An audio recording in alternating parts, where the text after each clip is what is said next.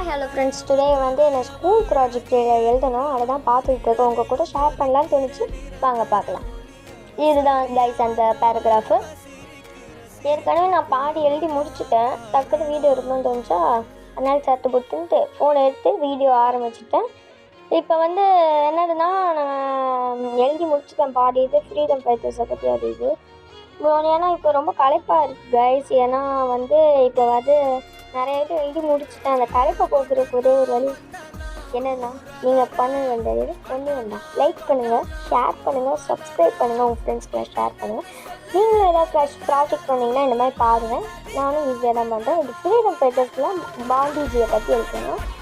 இப்போ ஸ்பீடில் தான் உங்களுக்கு காமிக்கிறேன் ஃபாஸ்ட்டில். ஏன்னா இப்போ அரை மணி நேரமாக உட்காந்து எழுதிட்டீங்க, 2 நிமிஷத்தில் எழுத வேண்டியதை பார்த்துட்டா. இதுதான் கைஸ், அது எப்படி இருக்குது. பாய்.